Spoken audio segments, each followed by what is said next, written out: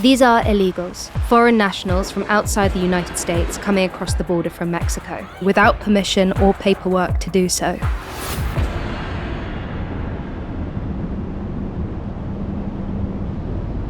Being advised via radio that there's a presence of at least 8 individuals that are setting up for the illegal entry. We already have the helicopter close to that area, and we have a unit also on site. Okay, well, let's see if we can go there. We're on a ride along with El Paso Border Patrol, and it's their job to intercept the migrants. With people coming across, this isn't a spur-of-the-moment decision for them. Have they been planning this for a while? 20 years. For years. And so really what we're about to come across is sort of the biggest day of someone's life, in a way. Wow. Biggest and sometimes the saddest. Biggest and sometimes saddest, yeah. But before we can get there, there's an update. Turnbacks, they just call them turnbacks. Presence of the helicopter is there. It's gonna be difficult for them to decide to cross us. They're just gonna wait. There's another call, this time about a smaller group of migrants. This is the work of the Mexican cartels. They deliberately create chaos for the US authorities, making it easier to smuggle people through the gaps. There was a report of 1 or 2 individuals at Ardovino's parking lot. We have some agents on site already, so horse patrol unit is there. Yes. They got them with this probably from the facility. So from before, there was a call about maybe 8 or 10, and then they retreated. Now got a call about 1 or 2 people who've been spotted in this parking lot where we are now. There's a whole bunch of people who have arrived. Our agents were reported 2 individuals that entered illegally. Mm-hmm. They come through this area right here. Okay. They went down from the mountain and they just got into that area on the back of this fence. And then we find them, 2 males who have traveled across the border separately. They are willing to talk with you guys. I'm gonna translate off camera, right? Hello, hi. Hola. I'm sorry I don't speak Spanish. How are you today? Pues bien, lo que cabe bien. Where have you come from? De Parral, Chihuahua, la tierra de Villa. How long have you been traveling for? Para acá, 8 días. How were you treated by the people getting you here? No, realmente no pagamos nada, ¿no? Pues hasta ya que lo brincan es cuando paga uno, ¿verdad? You haven't paid? No. What happens if you don't pay? Sometimes it's the worst. Really? Pues muchas veces le pasa a uno lo peor.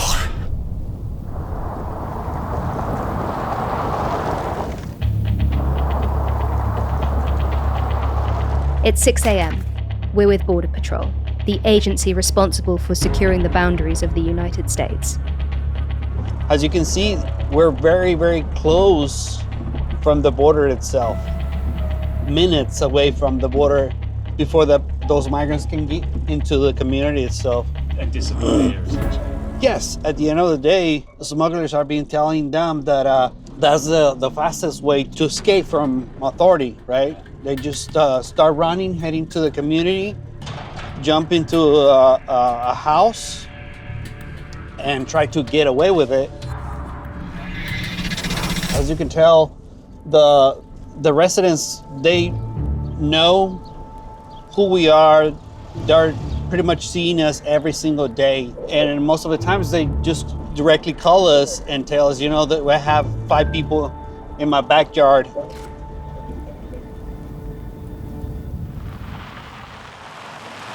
They'll try and get a ladder over this. Yes, correct. They try to slide on this side of the border by grabbing the poles of the barrier. These are made of metal and, of course, concrete inside on the middle. And with the friction itself and with the heat, that we have seen recently. Rip your hand off. Yeah, they use some gloves. This is the 18-foot high. Yes, this is 18 foot high. And it's still so big. It's so tall. Yeah, it is.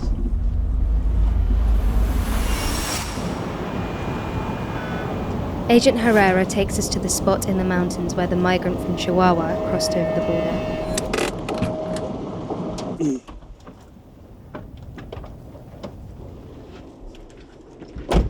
As you can see, this is the border between United States and Mexico. There's no border fence, and that's Mexico. It goes all the way towards through the other side of this mountain. What divides both countries is main road, right? And that's it's literally it. That's it. It's standing with one foot in Exactly. two countries. And this is a very rocky terrain. Yeah. With high cliffs.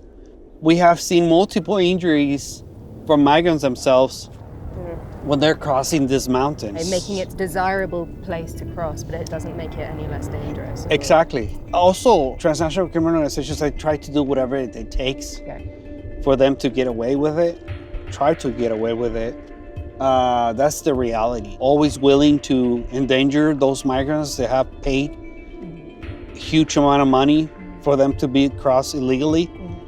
And at the end of the day, they're only placing them in danger.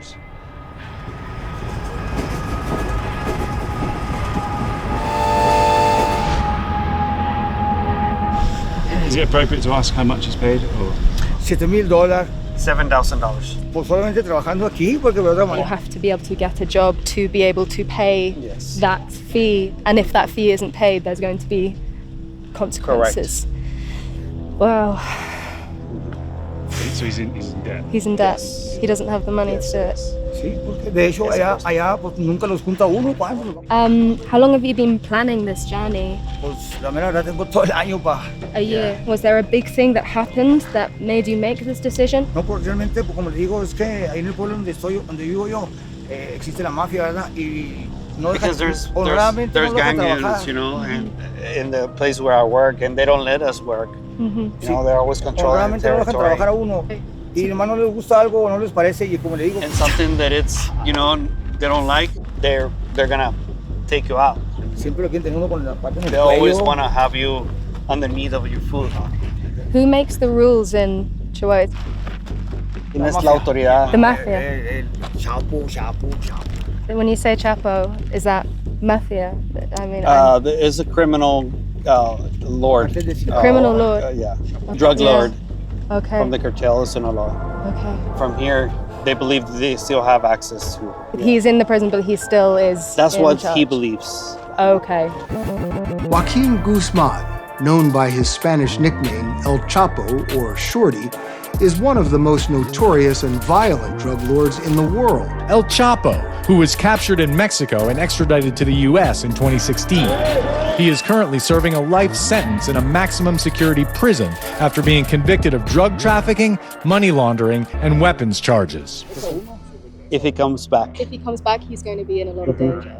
Aquí siento uno más seguro que en la tierra de uno. Here, you feel more secure, more safe than in our own territory, our own country.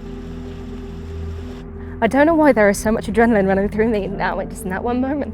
We're speaking so casually and almost, truly, his spirits are surprisingly high for someone who's been through a really grueling 8-day journey. And I'm not sure why that's had such an extreme effect on me, that conversation.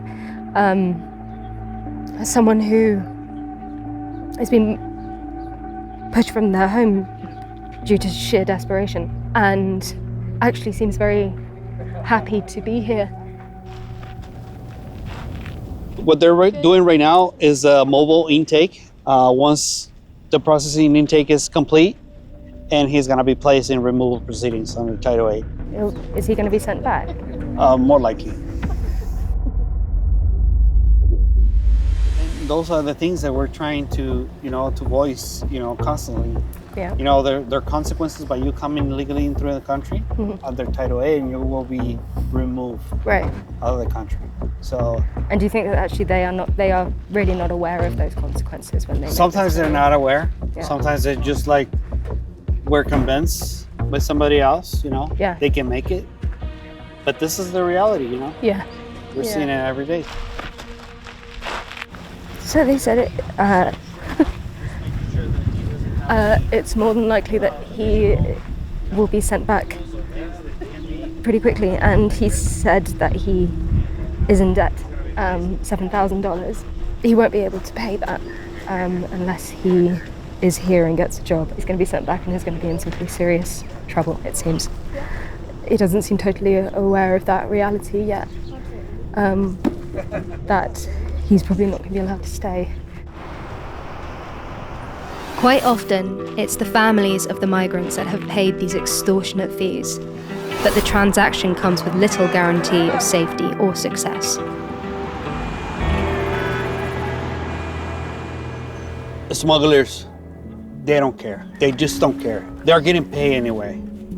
So whether the migrant makes it or he doesn't, they're gonna get paid. It doesn't matter if they don't get the fee if they cross the border, they get the fee regardless. Exactly. And human life doesn't matter to them.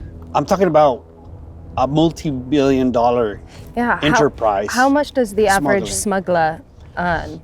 We have heard ranges from the $18,000 to $6,000 per person. Per person? How are people getting connected and understanding and, being put in touch with these people to create that journey? Exactly. That's why we call them transnational criminal organizations, because we have learned that they're just not smugglers trying to cross migrants across the border illegally. It is an entire network of connections that they have, not only in South America or Mexico, but other countries in the world. A few years ago when we were all hearing about these detainment camps and children were being separated from their parents, is that still happening? Is that still the case? This is not the case anymore. We have a high priority to maintain or keep those family units together at all times. We need to make sure that they have enough documentation to prove that they're a family. That they are actually a family, that these are their children. Because we have seen some situations in the past also where smugglers utilize some kids to bring with a family, and they end up not being part of a family. Right. 2021 was a record year for unaccompanied minors crossing the border, with over 23,000 children processed by Border Patrol agents. These two girls were encountered as a part of a group of 7 migrants total.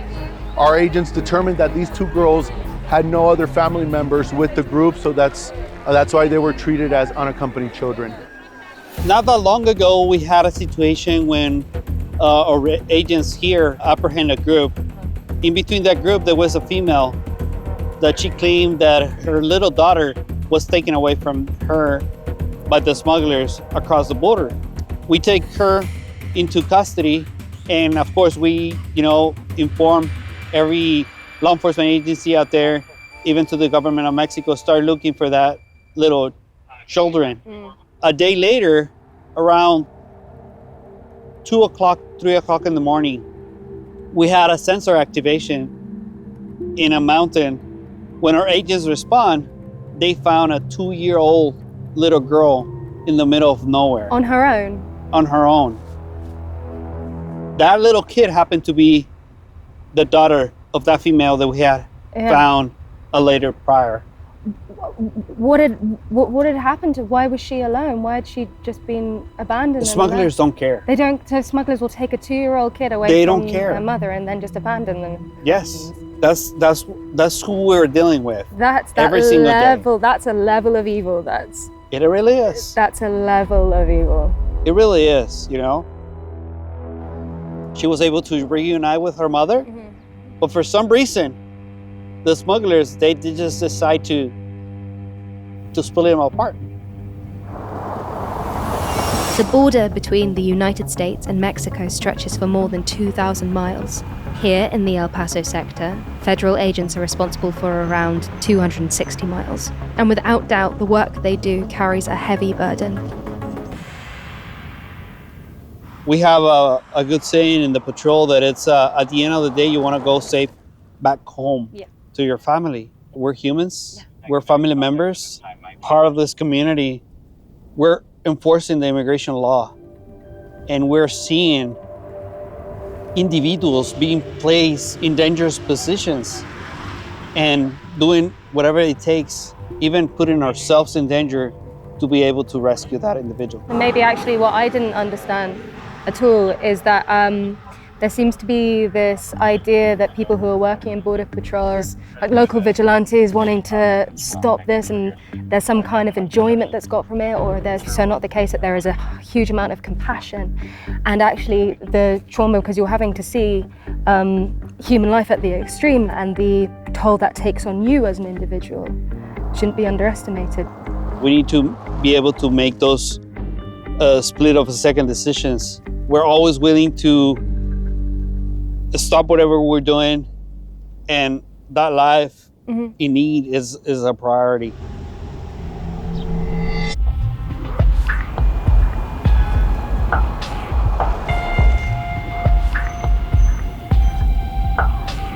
It feels really hard having an opinion on this because I'm so far removed from it.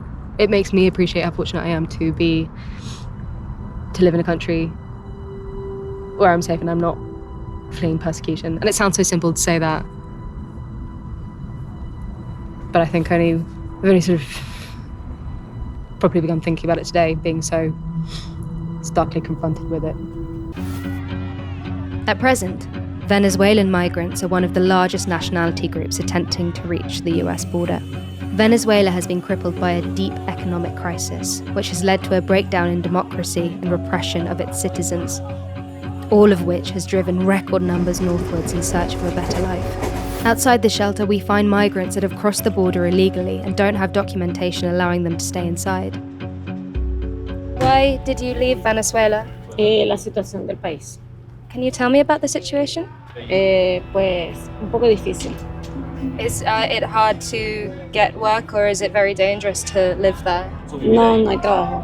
Have you been looking for work? Sí, he estado buscando trabajo, pero no he podido conseguir, por lo tanto ando con una menor de edad y como somos nosotras dos, pues no tengo quien me la cuide. How long did it take you to get from Venezuela to here? 4 meses. And can you tell me about that journey? What was it like? Por selva, pues no les recomiendo que se metan por la selva. La selva no es nada bueno para los niños, ya que entrar a la selva es buscar manera de morir o que tu hijo corra peligro. What was the hardest part of the journey? México.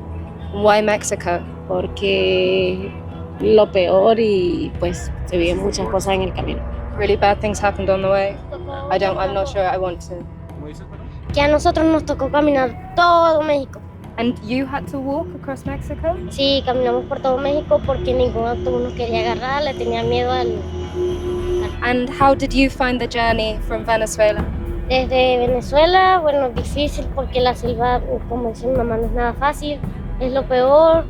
A veces hay gente que se queda sin comida, gente que se ahoga en los ríos, y ella casi se va por un río.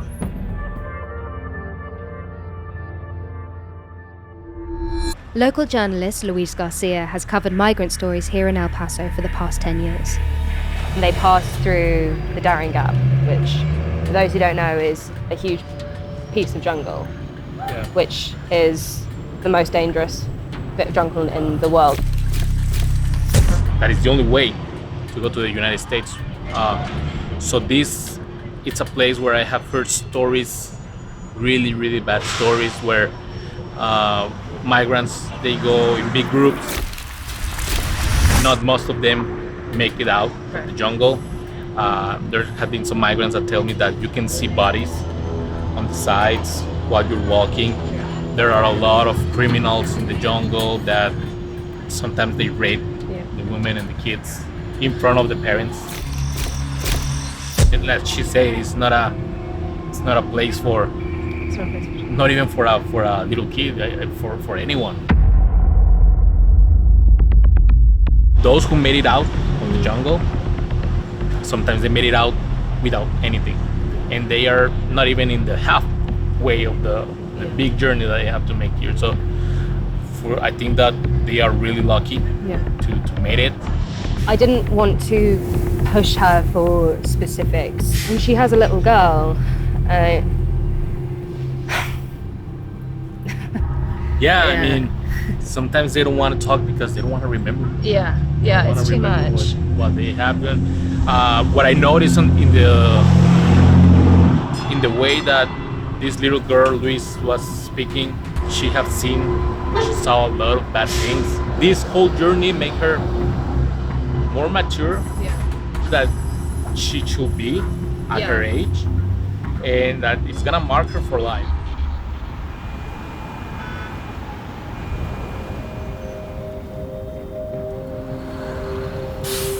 It's really difficult to comprehend from my experience, from having grown up where I live, exactly what these people have been through in order to come to America. Just the sheer magnitude of this journey, how bad it must be in their country of origin that they have actively made the choice to make a journey that they know is going to be really difficult. Parents bringing kids across, little tiny kids, the little girl we met must maybe 9 or 10. What they have had to experience, what they've been through, and what they will carry with them for the rest of their lives.